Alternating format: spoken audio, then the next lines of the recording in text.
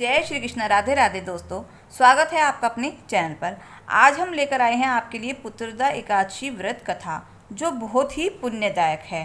तो इसके करने से हमें संतान की प्राप्ति होती है।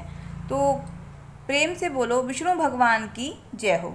युधिष्ठिर कहने लगे कि हे मधुसूदन, श्रावण शुक्ला एकादशी का क्या नाम है? व्रत करने की विधि तथा इसका महात्म्य कृपा करके कहिए। श्री कृष्ण जी बोले, हे राजन, इस एकादशी का नाम पुत्रदा है। अब आप शांतिपूर्वक इसकी कथा सुनिए। द्वापर युग के आरंभ में महिष्मति नाम की एक नगरी थी, जिसमें महीजीत नाम का राजा राज्य करता था। परंतु पुत्रहीन होने के कारण राजा को राज्य सुखदायक नहीं लगता था। जिसके संतान न हो उसको यह लोक और परलोक दोनों ही दुखदायक होते हैं।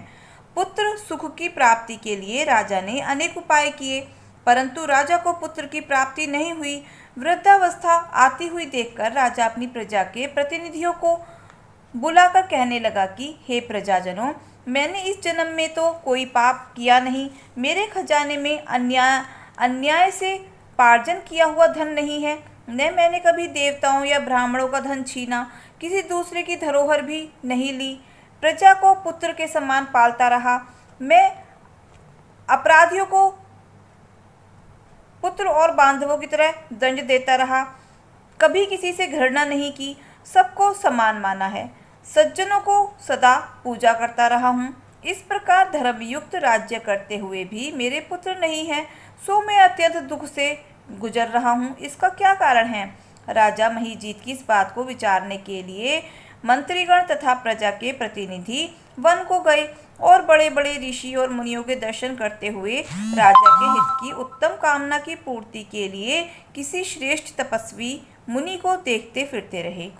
एक आश्रम में उन्होंने एक अत्यंत वयोवृद्ध धर्म के ज्ञाता बड़े तपस्वी परमात्मा मन लगाए हुए निराहार जितेंद्रिय जितात्मा जित क्रोध सनातन धर्म के गुण तत्वों को जानने वाले समस्त शास्त्रों के ज्ञाता महात्मा लोमश मुनि को देखा, जिनका कल्प के व्यतीत होने पर एक रोम गिरता था।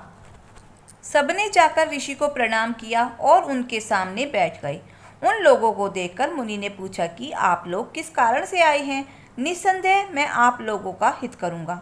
मेरा जन्म केवल दूसरों के उपकार के लिए ही है, अतः संकोच मत करो। लोमश ऋषि के ऐसे वचन सुनकर सब लोग बोले कि हे महर्षि, आप हमारी बात जानने में ब्रह्मा से भी अधिक समर्थ हैं, अतः आप हमारे संदेह को दूर कीजिए। महिष्मतिपुरी का धर्मात्मा राजा महीजीत प्रजा का पुत्र के समान पालन करता है, परंतु फिर भी वह पुत्रहीन होने के कारण अत्यंत दुखी है। हम लोग उसकी प्रजा हैं, अतः उसके दुख से हम भी दुखी हैं। आपके दर्शन से हमें पूरा विश्वास है कि हमारा यह संकट अवश्य दूर हो जाएगा, क्योंकि महान पुरुषों के दर्शन मात्र से अनेक कष्ट दूर हो जाते हैं। अब आप कृपा करके राजा के पुत्र होने का उपाय बतलाएं। यह वार्ता सुनकर ऋषि ने थोड़ी देर के लिए अपने नेत्र बंद किए और राजा के प्रथम जन्म के वृतांत को जानकर कहा कि ये राजा पूर्व जन्म में एक निर्धन वैश्य था। निर्धन होने के कारण इसने अनेक बुरे कर्म किए। यह एक गांव से दूसरे गांव व्यापार करने के लिए जाया करता था। एक समय ज्येष्ठ मास के शुक्ल पक्ष की द्वादशी के दिन मध्याह्न काल के समय, जबकि वह 2 दिन का भूखा प्यासा था, एक जलाशय पर जल पीने गया। उस स्थान पर एक तत्काल की ब्याई हुई प्यासी गो जल पी रही थी। राजा ने उसी प्यासी गो को जल पीते हुए हटा दिया और स्वयं जल पीने लगा। इसलिए राजा को यह दुख सहना पड़ रहा है। एकादशी के दिन भूखा रहने से वह राजा हुआ और प्यासी गो को जल पीते हुए हटाने से वह पुत्र के वियोग का दुख भोग रहा है। ऐसा सुनकर सब लोग कहने लगे कि हे ऋषि, शास्त्रों में पापों का प्रायश्चित भी लिखा हुआ है, अतः राजा का यह पाप नष्ट हो जाए, ऐसा उपाय बतलाइए। लोमश मुनि कहने लगे कि श्रावण शुक्ल पक्ष की एकादशी को, जिसे पुत्रदा एकादशी भी कहते हैं, तुम सब लोग व्रत करो और रात्रि को जागरण भी करो। इससे राजा का यह पूर्व जन्म का पाप अवश्य ही नष्ट हो जाएगा, साथ ही राजा को पुत्र की प्राप्ति होगी। लोमश ऋषि के ऐसे वचन सुनकर मंत्रियों सहित सारी प्रजा नगर को वापस लौट आई। और जब श्रावण शुक्ला एकादशी आई तो लोमश ऋषि की आज्ञा अनुसार राजा सहित सबने पुत्रदा एकादशी का व्रत और जागरण किया। इसके पश्चात द्वादशी के दिन इसके पुण्य का फल राजा को दे दिया। उस पुण्य के प्रभाव से रानी ने गर्भ धारण किया और प्रसव काल समाप्त होने पर उसने एक बड़ा तेजस्वी पुत्र उत्पन्न हुआ। इसलिए हे राजन, इस श्रावण शुक्ला एकादशी को के नाम को पुत्रदा एकादशी कहा जाता है। इसके मतलब इस तरह पुत्रदा एकादशी पड़ी इसका नाम। अतः स्नान के सुख की इच्छा रखने वाले इस व्रत को अवश्य करें। इसके महात्म्य को सुनने से मनुष्य सब पापों से मुक्त हो जाता है और इस लोक में संतान सुख भोग कर परलोक में स्वर्ग को प्राप्त होता है। तो प्रेम से बोलो विष्णु भगवान की जय हो, जय हो। अब हम सुनेंगे गणेश भगवान की कथा। तो प्रेम से बोलो गणेश भगवान की जय हो। एक समय की बात है, एक गांव में एक किसान का परिवार रहता था। उस किसान के 5 बेटे थे। सबसे बड़े बेटे का नाम भोला था। नाम के अनुसार ही उसका मन भी भोला था। वह कोई भी काम धंधा नहीं करता था, ना ही अपने पिताजी के साथ खेत में काम करने जाता था और ना ही एक पैसा बाहर से कमा कर लाता था। इस बात से उसके माँ बाप और भाई हमेशा उसको डांट लगाते थे। एक दिन भोला की माँ भी परेशान होकर भोला से कहती है, आज तुम्हें खाना नहीं मिलेगा। जब तक तुम कुछ कमा कर नहीं लाते हो तब तक कुछ भी खाने के लिए नहीं मिलेगा। भोला बेचारा माँ से कहता रहा, माँ मैं कौन सा काम करूँ, यह कमाना क्या होता है। पर माँ ने उसकी एक न सुनी और घर से बाहर निकाल कर दरवाज़ा लगा दिया। बेचारा भोला सोचता रहा, यह कमाना क्या होता है। यही सोचते सोचते वह जंगल के पास बने गणेश भगवान के मंदिर में पहुंच गया। वहां जाकर वह लोगों को खोजने लगा, पर उसे कोई भी काम नहीं दिखाई दिया। फिर गणेश भगवान की प्रतिमा के आगे बैठकर बोलने लगा, गणेश भगवान जी मुझे कमाना है, गणेश भगवान जी मुझे कमाना है, मैं कैसे कमाऊं। ऐसे ऐसे ही कहते कहते कई घंटे हो गए।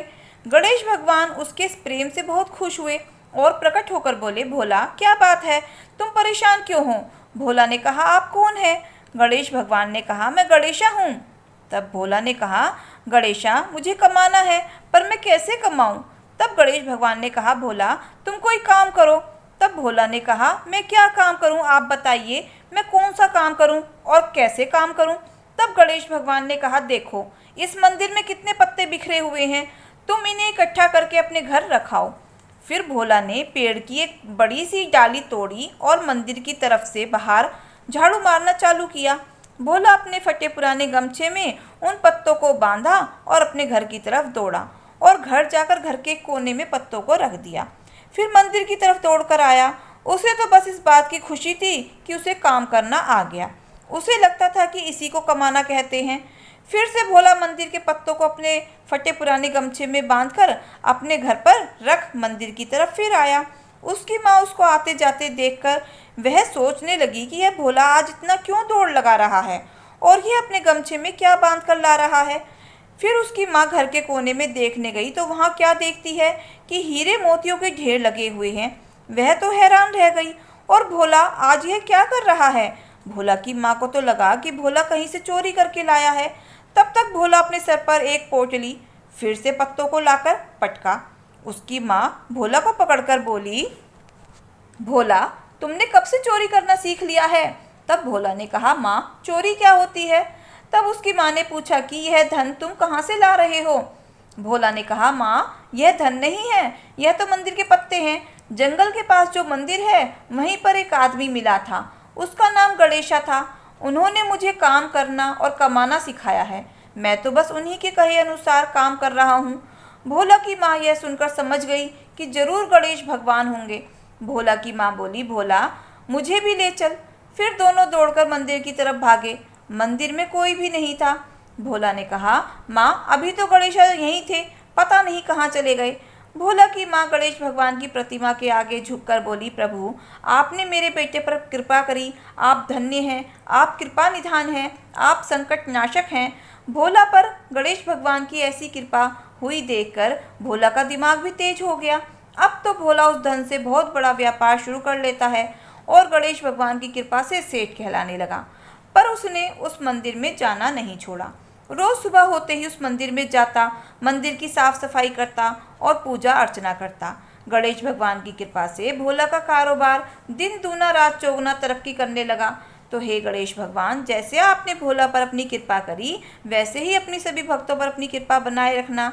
तो प्रेम से बोलो गणेश भगवान की जय हो। दोस्तों, अगर आपको हमारी कथा कहानी अच्छी लगी हो तो प्लीज़ वीडियो को लाइक, शेयर और सब्सक्राइब अवश्य करना। मिलते हैं फिर नई कथा कहानी के साथ। धन्यवाद। ओम नमो भगवते वासुदेवाय। ओम नमो भगवते वासुदेवाय। जय श्री कृष्ण।